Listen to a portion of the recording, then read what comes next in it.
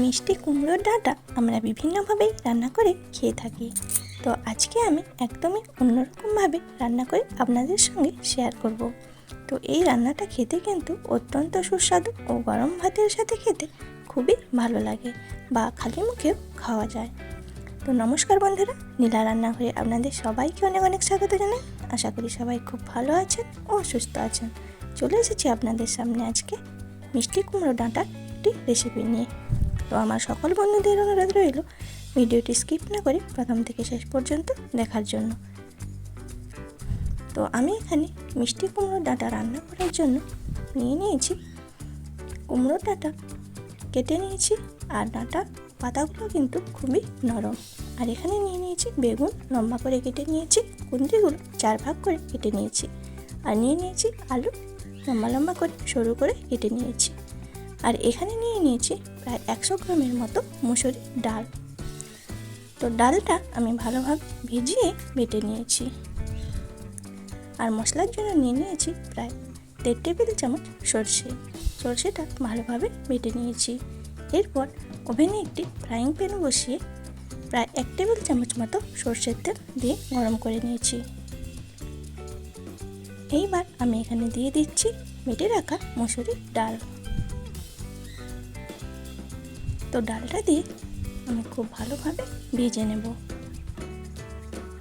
তো ডালটা কিন্তু খুন্তির সাহায্যে আমি বেশ গুঁড়ো করে ভেজে নেব। এই ডালটা ভাজার সময় কিন্তু গ্যাসের ফ্লেম লোতে রাখতে হবে। তো দেখুন, এইভাবে মুসুরির ডাল বাটাটা আমি ভেজে নিয়েছি। তো এরপর ওভেনে একটি কড়াই বসিয়ে দিয়েছি, দিয়ে দিচ্ছি প্রায় 1.5 টেবিল চামচ মতো সর্ষের তেল।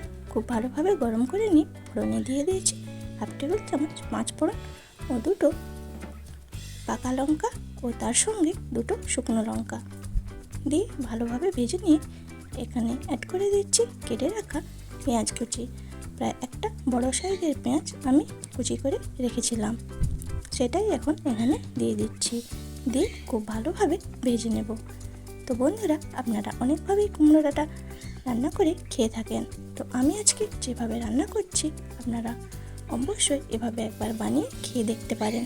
এতে কিন্তু দারুণ সুস্বাদু লাগে। তো আমার চ্যানেলটা যারা নতুন বন্ধু, ভিডিওটি যদি ভালো লেগে থাকে তাহলে একটি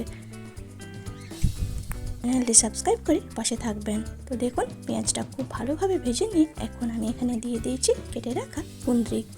তো কুঁদরিটা দিয়ে সামান্য কয়েক সেকেন্ড নাড়াচাড়া করে নেব।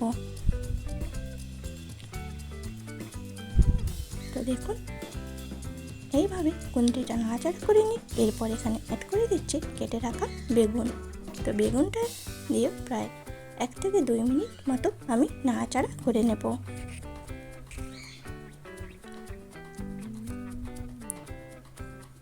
তো বন্ধুরা, এই সবজিটা খেতে কিন্তু দারুণ লাগে। এরপর আমি এখানে অ্যাড করে দিচ্ছি কেটে রাখা আলু। তো আলুটা দিয়েও প্রায় 2 থেকে 3 মিনিট মতো সব সবজির সঙ্গে ভেজে নেব।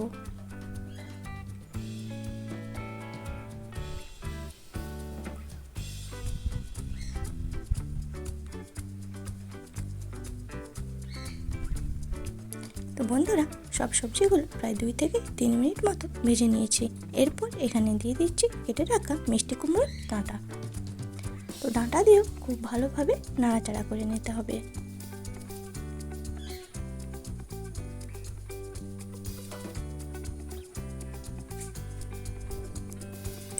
তো ডাঁটাটা দিয়েও প্রায় 4 থেকে 5 মিনিট মতো আমি নাড়াচাড়া করে নিয়েছি। এরপর আমি এখানে দিয়ে দিয়েছি পরিমাণ মতো লবণ ও পরিমাণ মতো হলুদ গুঁড়ো দিয়ে খুব ভালোভাবে মিশিয়ে নিচ্ছি। আরও কিছুক্ষণ আমি নুন হলুদ দিয়ে সবজিটা ভালোভাবে কষিয়ে নেব। এরপর আমি এখানে অ্যাড করে দিচ্ছি প্রায় 1/2 টেবিল চামচ লঙ্কার গুঁড়ো। তো লঙ্কাটা দিয়েও সবজিটা ভালোভাবে কষিয়ে নেব।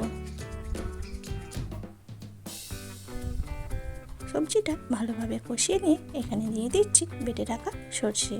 তো সর্ষেটা দেওয়ার পর আমি এখানে দিয়ে দিচ্ছি 1 চামচ সর্ষের তেল। তো এইভাবে রান্না করলে কিন্তু এর স্বাদটা খুবই ভালো হয়। দিয়ে ভালোভাবে মিশিয়ে নিয়ে প্রায় 2 থেকে 3 মিনিট মতো আমি সবজির সঙ্গে সর্ষেটা ভালোভাবে কষিয়ে নেব।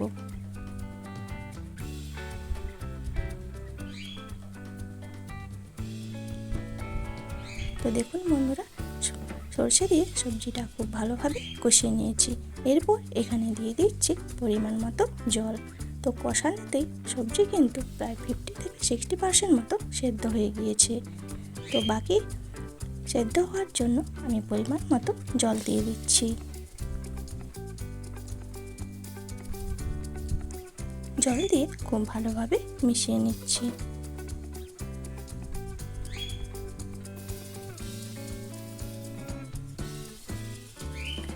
এরপর আমি এখানে একটা ঢাকনা দিয়ে দেব।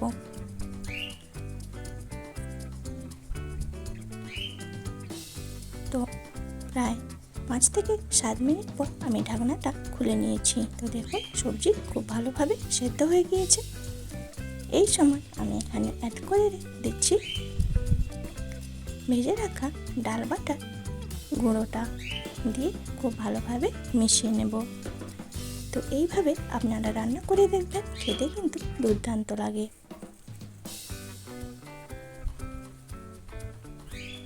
আপনারা অনেকভাবেই রান্না করে খেয়েছেন, পারলে এইভাবে বাড়িতে একবার অবশ্যই রান্না করে খাবেন, খেতে দুর্দান্ত স্বাদের হয়। এরপর আমি এখানে দিয়ে দিচ্ছি 1 টেবিল চামচ চিনি। তো এই রান্নাটাতে কিন্তু অবশ্যই চিনিটা দিতে হবে, না হলে কিন্তু খেতে ভালো লাগবে না। এই ডাঁটাটা একটু মিষ্টি মিষ্টি হলে কিন্তু খেতে খুব ভালো লাগে। তো আরও আমি লো ফ্লেমে প্রায় 2 থেকে 3 মিনিট মতো রান্না করে নিয়েছি। তো রান্নাটা এখন একদমই রেডি। তো দেখতে কতটা সুন্দর হয়েছে দেখুন, দেখতেও যেমন সুন্দর, খেতেও কিন্তু দুর্দান্ত স্বাদের হয়।